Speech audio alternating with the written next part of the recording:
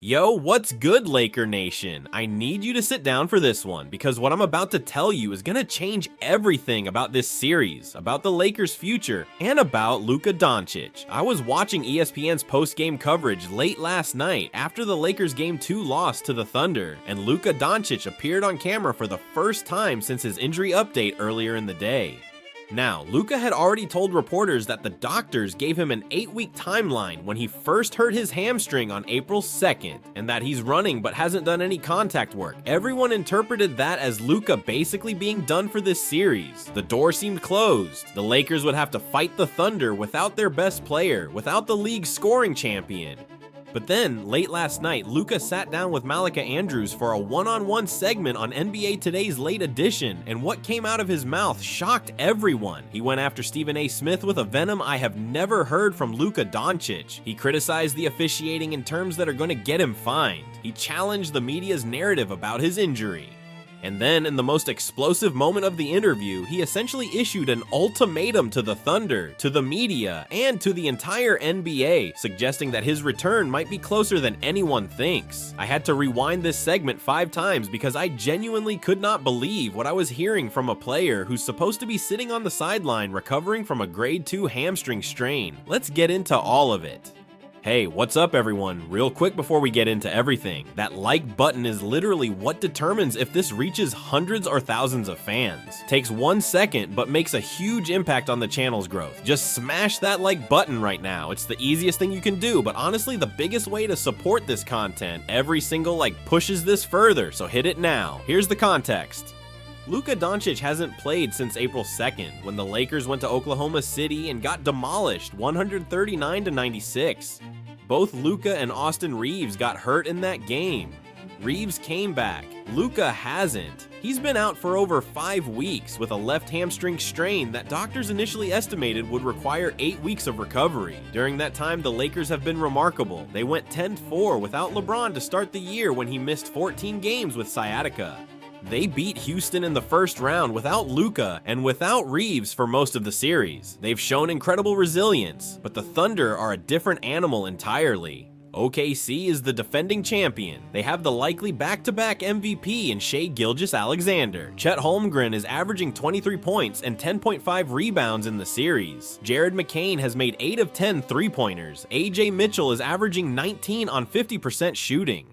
They're deeper, more physical, and have the officiating advantage, at least according to JJ Redick, who said LeBron gets the worst whistle of any star player I've ever seen. Luka watched Game 2 from the sideline. He watched the Lakers lose 125-107. He watched Austin Reeves score 31 and get ignored by the refs at the end. He watched LeBron get hit in the head multiple times without calls. He watched Marcus Smart get into foul trouble on questionable calls.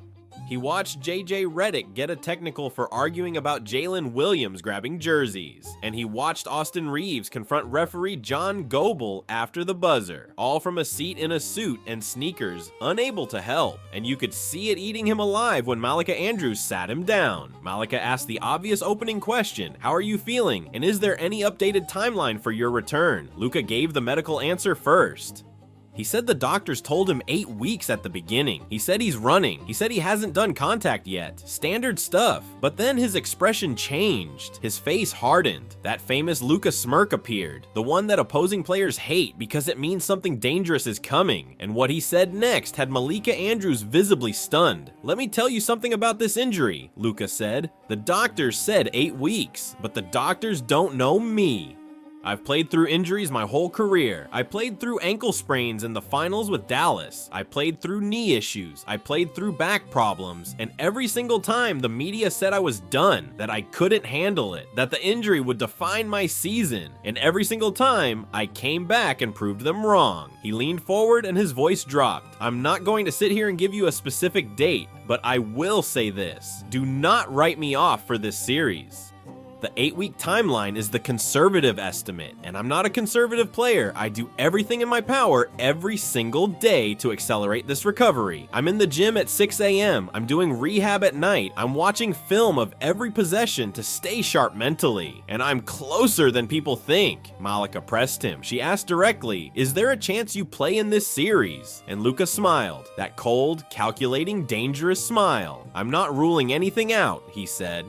"If my team needs me and the medical staff clears me, I will be on that court, whether it's Game 5, Game 6, or Game 7. I'm not watching from the sideline while my teammates fight for their lives. That's not who I am." My jaw hit the floor, because the prevailing assumption from every reporter and every analyst was that Luka was done for this series.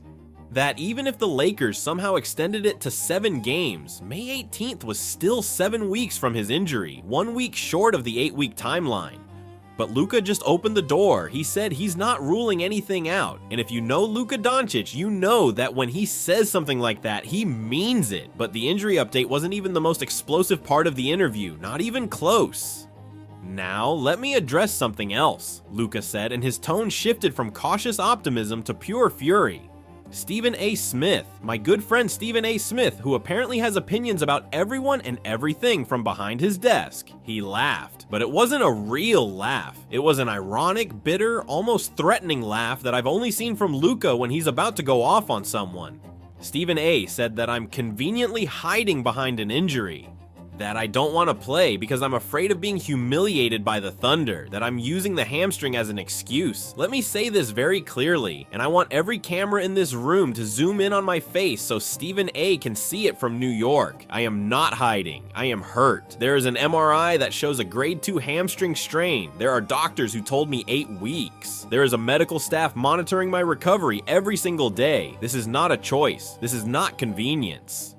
This is a real injury, and for you to sit on national television and question my heart, to question whether I want to be out there competing, is the most disrespectful thing you have ever said about me, and you've said a lot of disrespectful things. His voice was shaking with anger now.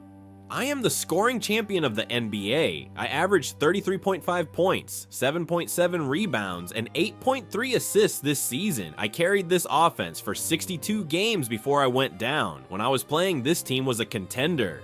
A real contender. And now I'm sitting on the sideline watching my brothers get beaten up, watching LeBron get hit in the head without foul calls, watching Smart get whistled for breathing near Shea, watching Austin score 31 and still lose because the game is rigged against us. And you think I want to be sitting here? You think I don't wish I could be out there right now dropping 40 on the Thunder? You're a joke, Stephen A. A complete joke. Malika, visibly taken aback by the intensity, tried to steer the conversation to a calmer place by asking about the Lakers' strategy without him, but Luka wasn't ready to calm down. "Let me talk about what I saw last night," he said, "because I was watching every play from the sideline and I see things that the cameras don't show. The Thunder are the dirtiest defensive team in the NBA, and I say that with respect for their talent because they are talented. But the level of physicality they're allowed to play with is beyond anything the rules permit. Jalen Williams holds offensive players on every possession. I counted. Every possession. Sometimes with one hand, sometimes with two hands. Isaiah Hartenstein's screens are illegal 80% of the time. He moves on contact, he extends his arms, he pushes off. And the refs don't call it. Not once. And on the offensive end, Luka continued, Shea gets the softest whistle in the league. He hooks defenders' arms and gets the foul call. He jumps into contact and gets free throws. He does what James Harden used to do, but the refs stopped calling it for Harden years ago. So why do they still call it for Shea? Because Shea is the league's golden boy. Because the NBA wants the Thunder dynasty to continue. And the easiest way to help a team is through the whistle. I watched LeBron go to the free throw line 4 times in Game 2. 4.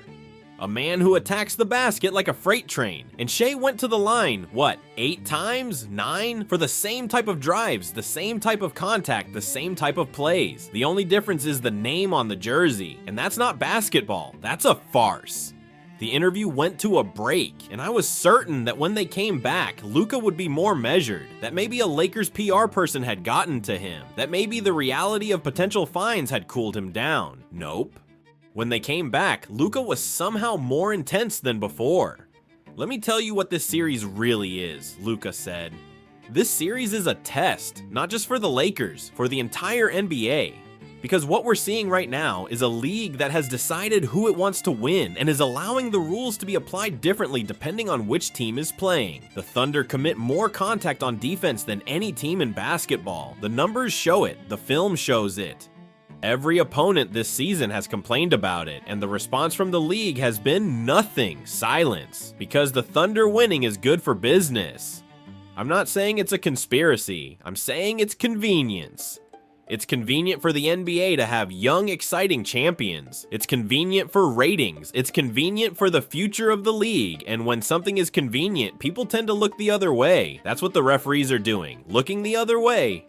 And then came the emotional pivot, the moment that changed the entire interview.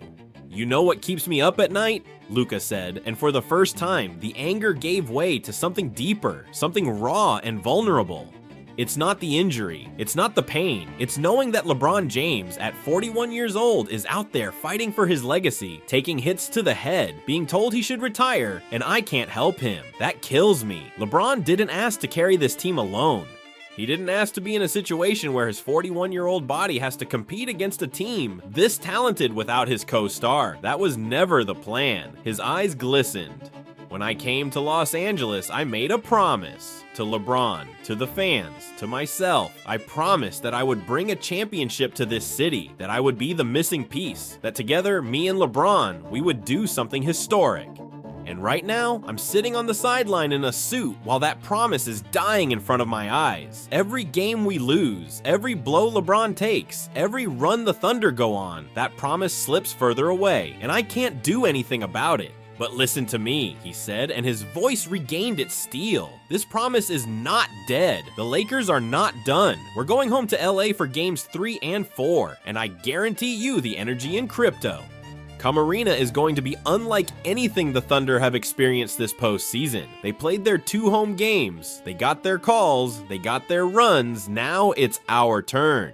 And if this series goes long enough, if my brothers buy me time, if they fight and claw and survive long enough to push this to 6 or 7 games, I will be there. I don't care what the doctors say. I don't care about the 8-week timeline. If there is a game 6 or a game 7 and the medical staff says there's even a chance I can play without making it worse, I'm playing. I'm playing through the pain. I'm playing at 70%. I'm playing at 50% because I owe it to LeBron. I owe it to Austin. I owe it to Marcus. I owe it to JJ. I owe it to Laker Nation, and I owe it to myself. The final statement was directed at the camera, at Stephen A. Smith, at the Thunder, at the entire NBA. A note, write it down. This series is not over. The media wants to hand the Thunder the trophy? Go ahead. The refs want to help them? Fine. Stephen A. wants to say, "I'm hiding." Say it louder, because everything that's being said and done right now is being stored as fuel for the moment when I step back on that court. And when that moment comes, and it will come, the nightmare that started in Oklahoma City is going to end in Los Angeles. The scoring champion of the NBA is not watching from the sideline forever. I'm coming back. And when I do, God help the Thunder, God help the refs, God help Stephen A. Smith, because the Mago doesn't forget, and the Mago doesn't forgive. Now let me break down the massive implications of everything Luka just said. First, the return timeline revelation is the biggest story. Every analyst assumed Luka was done for this series. The 8-week timeline pointed to June 2nd. But Luka explicitly said he's not ruling anything out, and that if the series goes to game 6 or 7, he'll play. If the Lakers can somehow split at home and make this a 2-2 series, and then steal one in OKC, a game 6 or 7 in mid to late May puts Luka at roughly 6 to 7 weeks post-injury. Is that enough time for a grade 2 hamstring strain? Probably not, medically, but Luka Doncic has never been a play-it-safe athlete. He's the guy who played through ankle sprains in the NBA Finals. If there's even a possibility, he's going to take it.